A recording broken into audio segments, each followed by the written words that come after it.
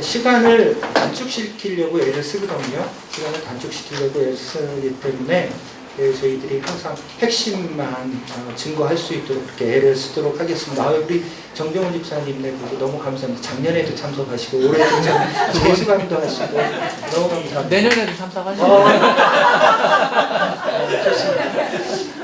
저는 진짜 제가 이 가정교회를 화평교회에서 봤거든요. 근데 화평교회 목사님이 제가 제일 싫어했던 게 뭐냐면 제가 그 최 목사님한테도 얘기 드렸어요. 사실 가서 얘기하셨대요. 내가 목사님한테 그랬어요. 왜 하던 소리를 또 하고 하시냐고. 그분이 지론이 그거예요. 반복학습보다 중요한 게 없다. 그런 얘기를 하시더라고요. 근데 제가 그걸 무시했어요. 좀 항상 신선한 것을 전하려고 애를 썼는데, 그러다 보니까 9년이 지나고 나니까 이렇게 운영위 분들도 그렇고 가정교회를 섬기는 분들이 질문을 하시더래요. 왜 이렇게 안 하시냐, 혹은 그게 그거냐, 막 질문을 하는데 제가 깜짝 놀랐어요. 왜냐하면 그 얘기를 다 했거든요. 했는데 그걸 질문을 하니까 저는 막 화가 나더라고요. 얘기할 때 뭐 들으셨느냐, 막 이런 얘기를 하고 싶은 거예요. 그런데 그걸 놓치고 있었던 거예요. 반복 학습이 얼마나 중요한지 우리는 잊어버리고 마치 처음 듣는 것처럼 그렇게 우리는 받아들일 수 있는 그런 사람인데 그걸 모르고 반복을 안 했던 것 같아요. 그래서 그런 의미에서 이 반복의 은혜를 누리시는 그 성 집사님들 참 감사합니다. 반복하시면 자동으로 나중에는 나오게 될 것 같아요. 오늘은 먼저 첫째 시간은 가정교회를 왜 하는지, 왜 이걸 우리가 해야 되는지 그 이유를 좀 분명하게 하고요.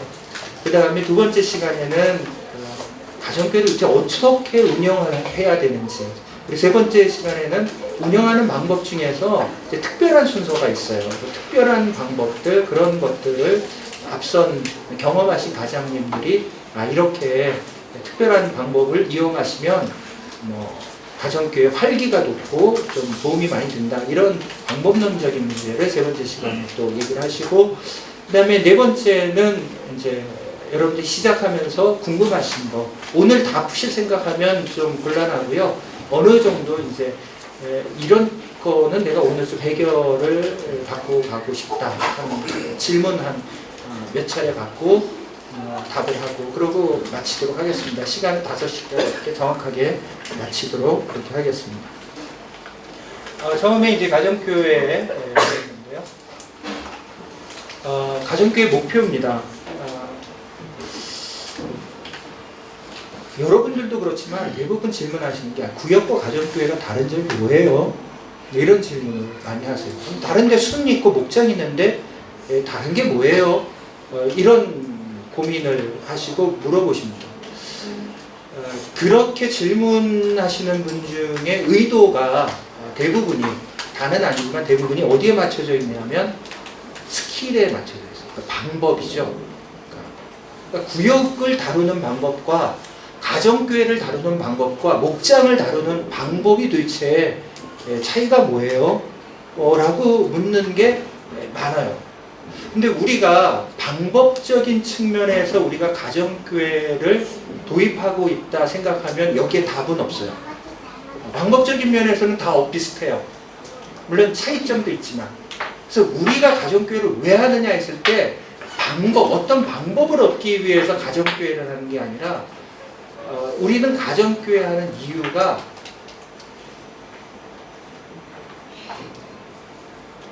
가정교회 목표는 가정교회를 하기 위해서 가정교회를 하고 있는 건 아닙니다. 말이 이상한데. 거기에 있는 거예요. 그러니까 여러분들이 인식하시는 건 뭐냐면 우리 교회는 가정교회를 하기 위해서 가정교회를 하는 거야. 이렇게 생각하시면 안 됩니다. 가정교회를 만들기 위해서, 세우기 위해서 가정교회를 하는 게 아니에요. 우리가 가정교회를 하는 목표는 교회의 본질을 회복하기 위해서 하는 겁니다. 그러니까 교회가 도대체 뭔가, 이것을 우리가 서로 계속해서 묻고 답을 얻고 가정교회를 하면서 교회가 본질이 뭘까? 교회는 왜 세상에 존재해야 돼? 이거에 대한 답을 얻기 위해서 가정교회를 한다라고 하면은 맞아요. 그러니까 여러분 가정교회 왜 한다고요? 교회가 뭔지 교회가 막 욕을 얻어먹고 있는 이 세상 속에서 막 교회가 위기라고 그러는데 이 세상 속에서 도대체 교회라는 게 뭐야? 이거에 대한 답을 얻기 위해서 우리는 가정교회를 한다라고 하면 맞아요. 그러니까 가정교회에서 결국은 뭐 세상 얘기도 할 수 있고 뉴스 얘기도 할 수 있고 뭐 선교 얘기도 할 수 있고 다 얘기할 수 있는데 결국은 그런 모든 얘기를 통해서 교회는 이런 거야. 이렇게 여러분들이 가정교회 모임을 통해서 그런 결론들을 조금씩 구체화할 수 있다면 여러분들은 가정교회를 잘하고 있는 거예요. 그러니까 여러분들이 뭐 속된 말로 좀 심하게 얘기해서 성경 공부 쌍판 안 하더라도 가정교회를 했는데 교회는 이런 거더라 라고 얘기할 수 있는 사람들이 하나 둘씩 나오기 시작하면 그 가정교회 잘하고 있는 거예요. 그게 우리의 목표입니다.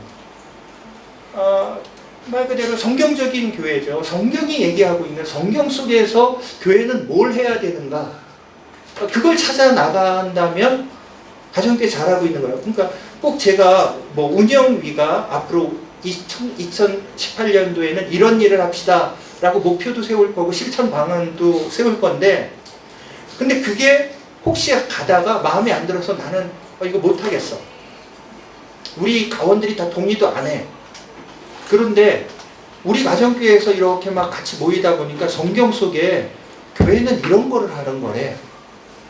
그걸 꼭 해야지만 이건 교회가 정말 꼭 필요한 일이야. 그걸 하고 있으면 잘하고 있는 거야. 잘하고 있는 거야. 근데 성경이 얘기하고 있는 그 교회가 하고 있는 일들을 찾아가는 거예요. 찾아가는 거예요. 그래서 어떤 가정교회는 우리는 설교는 좀 너무 다 아는 내용이고 그래서 우리는 이번에 레위기를 갖다가 성경 공부 막 책을 만들어서 해야 되겠어. 잘못된 거 아니죠. 성경에서 보면 교회가 그걸 하고 있으니까 배우는 일을 하고 있잖아요. 배우는 일을 하고 있으니까 당연히 그 일을 하는 거죠. 예. 근데 성경 공부를 했는데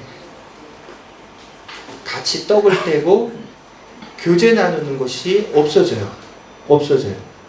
그럼 뭐죠? 성경이 얘기하고 있는 교회로 가는 거 아니잖아요. 그렇다면 의심을 하는 거예요. 이건 성경이 얘기하고 있는 교회 모습이 아니네? 그 방향이 아니네? 이걸 우리가 되돌아볼 수 있단 말이에요. 목표가 성경 공부가 아니기 때문에. 목표가 성경 공부면 그거 하고 목표 얻었다 하고 하면 끝인데, 아니 떡을 떼고 교제하고 유무상통하고 이런 성경이 말하는 교회 모습이 없어 우리 가운데. 그러면 이제 다시 생각하는 거죠.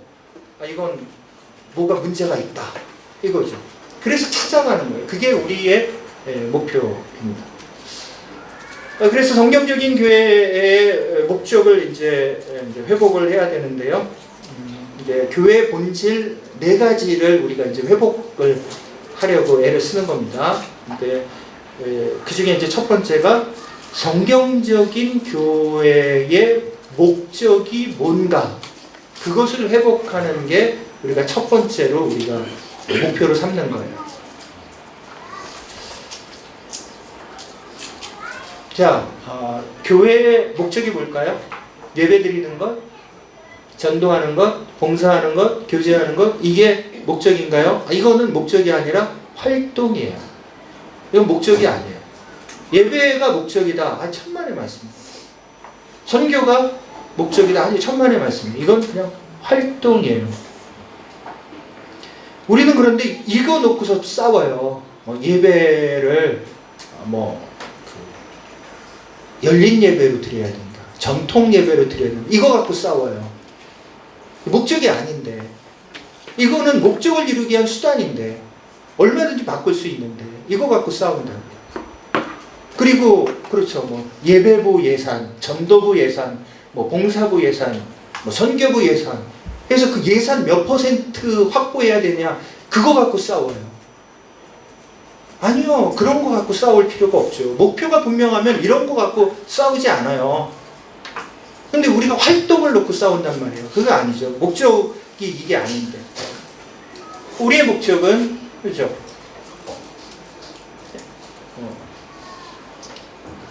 여기 같이 읽어보겠습니다. 시작. 너희는 가서 모든 민족을 제자로 삼아 아버지와 아들과 성령의 이름으로 세례를 베풀고 내가 너희에게 분부한 모든 것을 가르쳐 지키게 하라. 올지어다 내가 세상 끝날까지 너희와 항상 함께 있으리라 하시니라. 예, 내가 세상 끝날까지. 그죠? 여기 보면은 우리 흔히 얘기하는 거죠. 동사들이 이렇게 있어요. 동사들이 이렇게 있는데 사실은 동사가 아니라 히브리어가 헬라어 본문에는 다 분사형이고 하나만 동사형이다. 한 번도 처음 들어보신 얘기예요? 네. 죄송합니다. 제자훈련 제가 잘못 가르쳤군요. 이거 중요한 얘기인데 이게 유명한 얘기예요. 다 분사형인데 실은 동사는 여기 하나밖에 없다. 여기서 헬라어 동사는 하나밖에 없다. 뭐냐? 제자 삼는다. 이거 하나밖에 없어요. 그러니까 나머지는 제자 삼는다라는 이 동사를 꾸며주는 분사형이에요. 꾸며주는 말이에요. 그러니까 결국은 목적은 아주 분명해요. 제자를 세우는 것. 그게 교회의 목적이에요. 성경적인 교회의 목적이 뭐냐? 제자를 세우는 겁니다. 제자란 누구죠?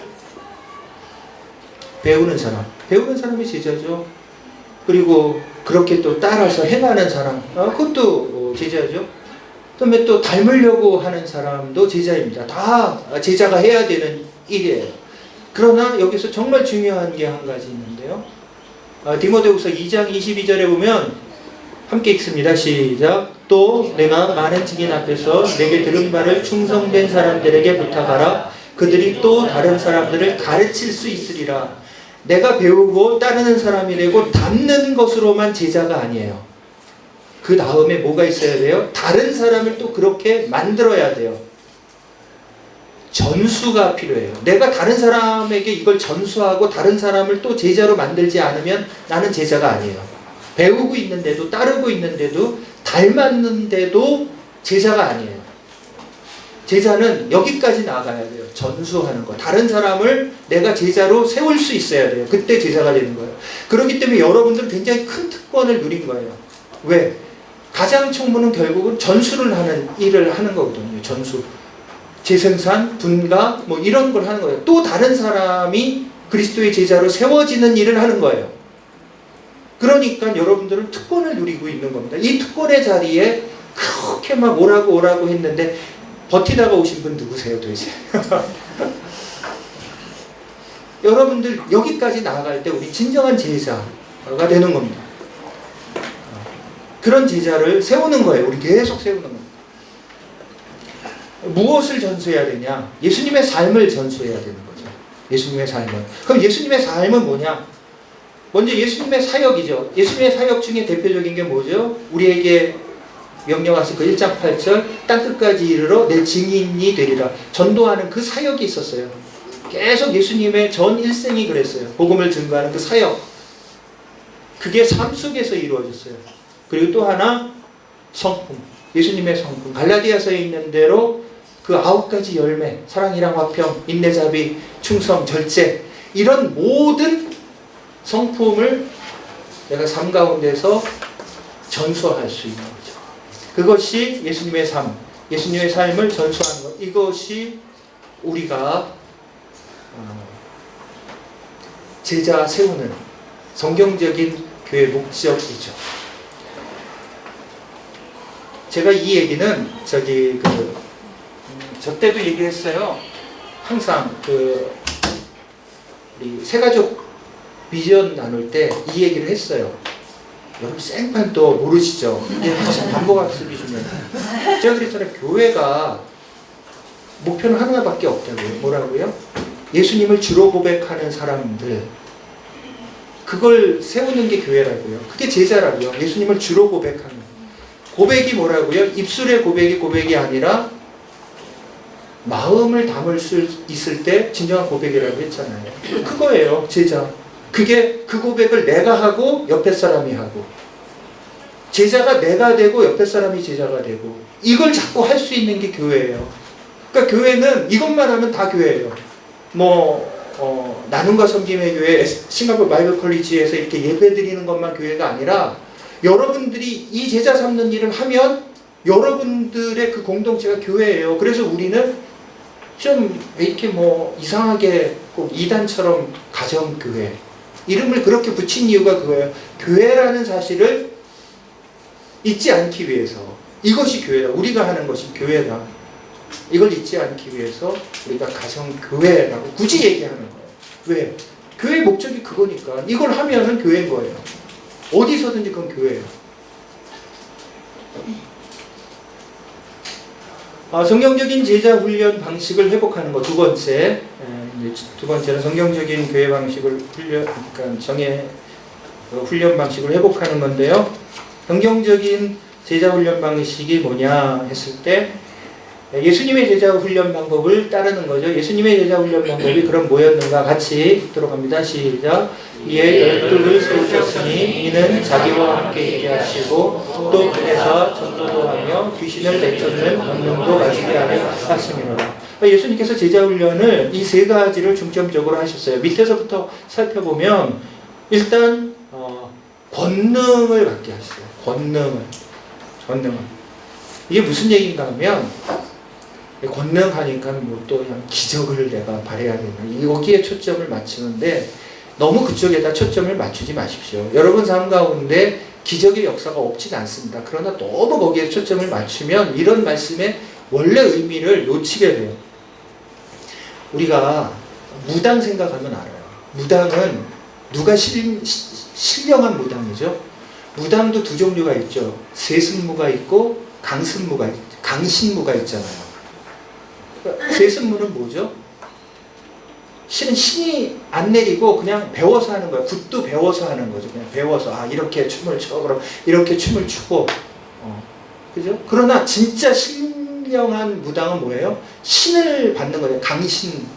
신을 받았을 때 우린 진짜 그런 무당으로 치잖아요. 여러분들은 무당한테 안 가니까 강신무고 세승무고 필요 없죠. 그건 좋은 일이에요, 사실. 목사도 이렇게 따지면서 여러분들은 이 사람은 강신 목사야, 세승 목사야, 이렇게 따지면서 이렇게 하면 안 돼요. 그런 거예요. 결국 어디가 능력이 있어요? 강신무가 능력이 있어요. 그건 뭐죠? 이게 지식으로 습득하는 게 아니라는 얘기예요. 여기에 초점이 있는 거예요. 권능도 가지게 하려 한다라는 거는 이거는 뭐 기적을 너무 추구하는 사람이 되라라는 의미가 아니라 그냥 지식 전달로서 제자 훈련이 되는 게 아니라는 얘기예요. 거기에 초점이 있는 거예요. 두 번째 보내사 제자 훈련의 보내사요. 철저하게 뭡니까? 현장 실습 위주였어요.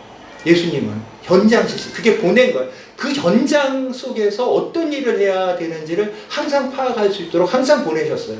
제자 훈련은 곁에서만 한 게 아니라 항상 현장 실습을 시키셨어요.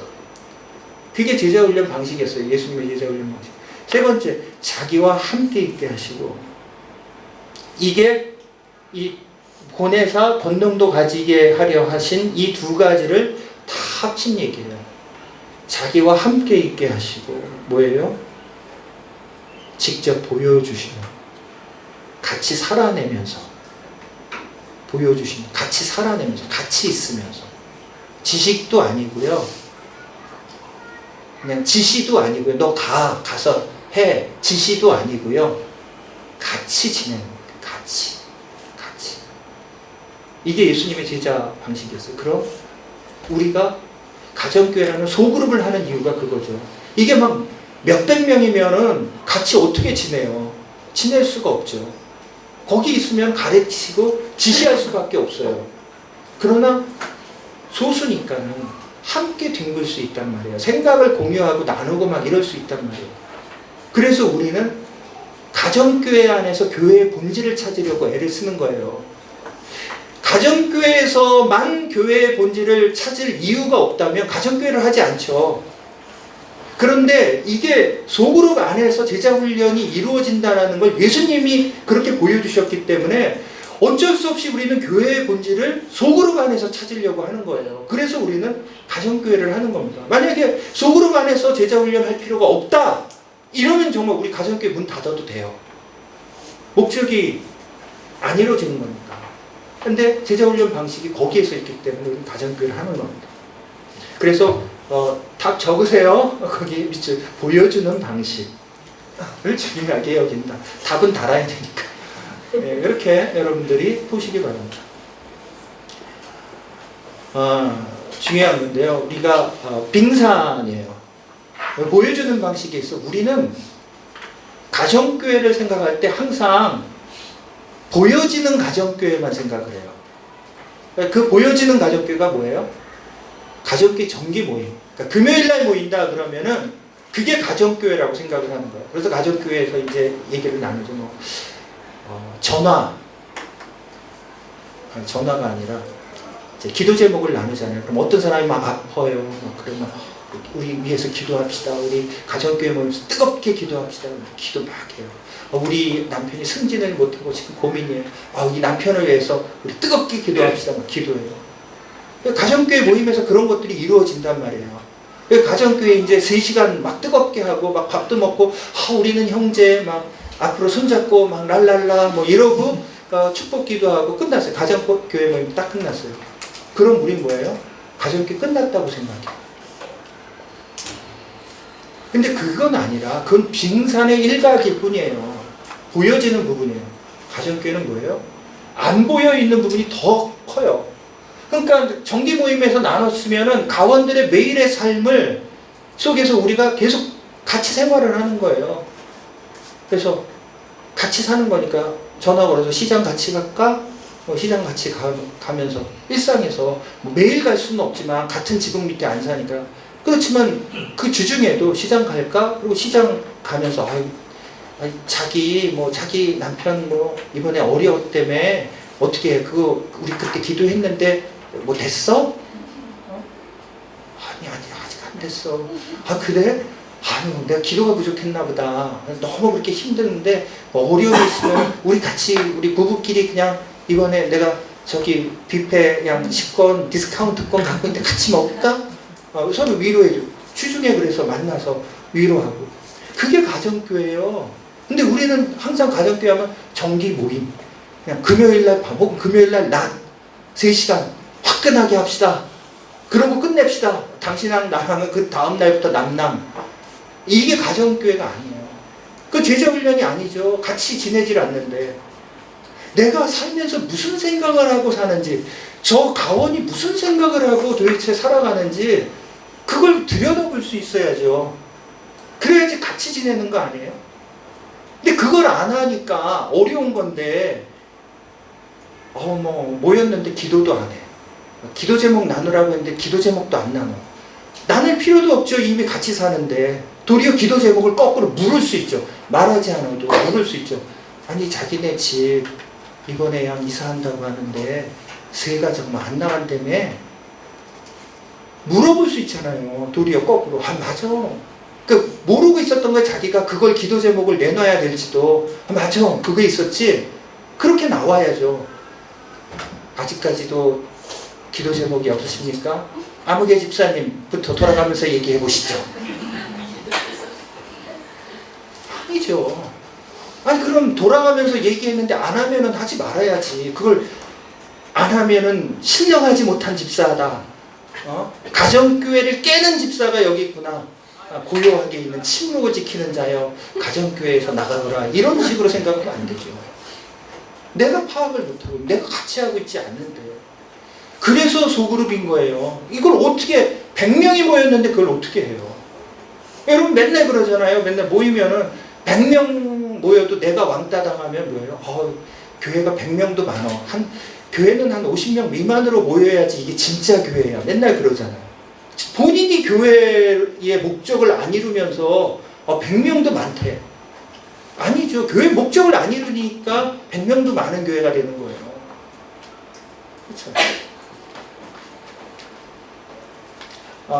세 번째 이제 회복될 게 성경적인 사역 분담인 거죠. 성경적인 사역 분담은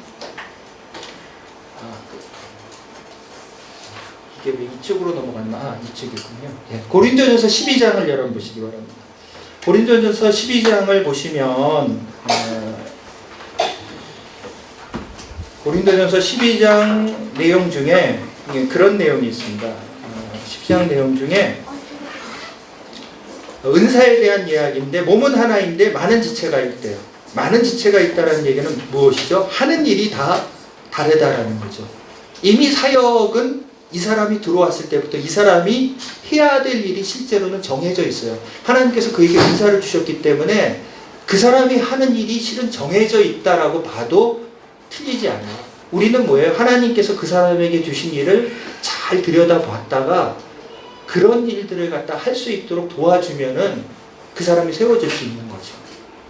그렇게 하기 위해서 중요한 것은 고린도전서 12장 21절인데요. 눈이 손더러 내가 너를 쓸데없다 하거나 머리가 발더러 내가 너를 쓸데없다 하지 못하리라. 손, 발 인정을 해줘야 합니다. 그러니까 사역 분담의 가장 중요한 것은 그 사람을 인정해 주는 거예요. 저 사람은 진짜 쓸데없는 사람이에요. 쓸데없는 사람이 여기 와가지고 진짜 힘들어. 이러면 사역 분담이 안 돼요. 절대 사역 분담을 못 해요. 일단 그 사람을 인정해 줄 수 있는 무엇인가를 끊임없이 찾을 수 있도록 애를 써야지 사역이 분담될 수 있습니다. 그러니까 인정을 해줍니다. 그 다음에 23절, 12장 23절에 보면 우리가 몸에 덜 귀히 여기는 그것들을 더욱 귀한 것들로 입혀주며, 아니 덜 귀히 여기는 거 그냥 우리가 쓱 지나칠 수 있어요. 근데 이 사람이 정말 귀한 것이다라는 것을 관심을 가지면은 찾을 수 있어요. 그러니까 여러분들이 관심 있게 봐야지만 사역 분담이 되는 겁니다. 자꾸 물어요. 뭐 하고 싶으세요? 하고 싶으신 게 없어요? 믿음이 없으셔서 그래요. 그렇게 나오는 거죠. 그게 아니라 이 사람이 뭘 하고 싶은지 관심을 가질 때 사역 분담이 이루어집니다. 26절 만일 한 지체가 고통을 받으면 모든 지체가 함께 고통을 받고, 그러니까 그 사람의 고통이 내 고통이 되는 거예요. 뭐예요? 그게 헌신이에요. 헌신은 상대방의 고통이 내 고통이 될 때 그 사람을 위해서 내가 헌신할 수 있어요. 그 사람의 고통이 내게 느껴지지 않으면 그 사람을 위해서 뭘 하고 싶은 생각이 안 들죠. 이걸 여러분들이 가장이나 총무의 책임으로 헌신하시려고 하면 한계가 있어요. 여러분 맨날 그러잖아요. 야, 나는 이렇게 매일 저 사람이 그 블랙커피, 라떼를 좋아해. 그럼 나는 꼭 라떼를 갖다 이렇게 돈을 주고 사주는데, 헌신을 하는데, 먹여주는데, 쟤는 한 번도 커피도 안 사. 이렇게 되는 거죠. 책임감으로 하니까. 근데 저 사람이 정말, 이 사람은 블랙커피 안 먹으면 기절할 사람이야. 그 고통이 전해져. 그래서 내가 돈을 쓰면, 그건 헌신이죠. 그 사람의 고통을 체감할 때 헌신이 나올 수 있는 겁니다. 그때 사역이 분담되는 거예요. 성경적인 리더십 회복, 이거는 여러분이 너무 잘 아시는 얘기니까. 예수님의 섬김이죠. 예수님이 섬기러 오셨대요. 그렇다면 예수님이 섬기러 왔으면 당연히 우리도 섬기는 게 우리의 목적이고 모습이어야죠. 이 얘기는 더 이상 하지 않습니다.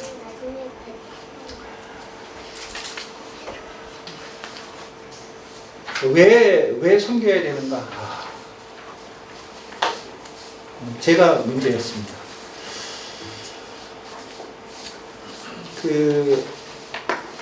정리를 해서 말씀드립니다. 우리 교회에는 한 가지 목적이 있어요. 그 목적이 뭐죠? 제자 삼는 거. 근데 그게 우리 교회의 목적만이 아니죠. 제자 삼는다라는 게 사랑의 교회에서 나오는 훈련이 돼버린 거죠. 근데 그래서 그 말을 이렇게 바꿔요. 아까 얘기했다시피 제가 새가족 시간에 말씀드렸다시피 예수 그리스도를 진심으로 고백하는 사람이 되는 것. 그게 내가 고백하는 사람이 되고 내 옆에 있는 사람이 고백하는 사람이 되고, 그게 교회의 목적이에요. 그렇다면 이 교회의 목적은 우리 교회만의 목적이 될 수 없죠. 모든 교회의 목적은 이것으로 존재해요. 그죠? 그러니까 우리 교회만이 아니라 싱가포르 한인교회도 영광교회도 다 이게 교회의 목적이에요. 목적이에요. 이걸 뭐라 그래요? 미션이라고 해요. 미션이라고 해요. 미션. 이거는 어느 교회나 변함이 없어요. 세월이 지나도 변함이 없어요.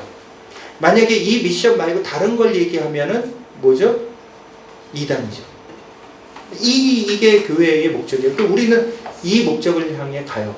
근데 우리는 어느 방향으로 가기로 했어요? 남쪽 능선을 타고 올라가기로 했어요. 그 남쪽 능선으로 타고 올라가겠다고 얘기한 게 뭐예요?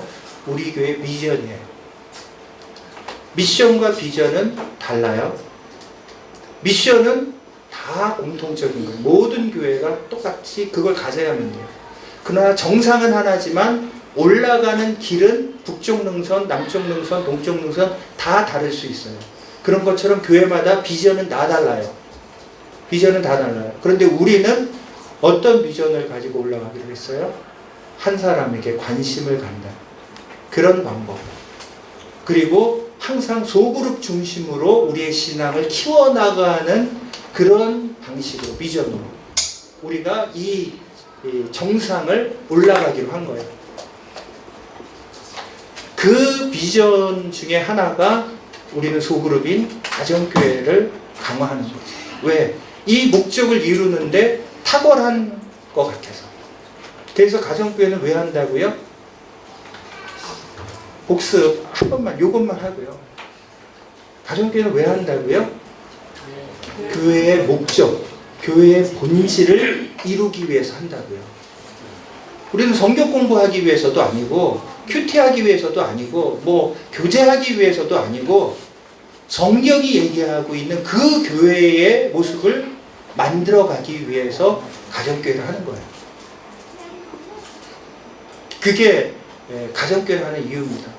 굳이 구역과 차별하는 게 뭐냐, 뭐 순과 목장과 차별이 뭐냐 하면 우리는 목적을 발견하기 위해서 모이는 사람입니다.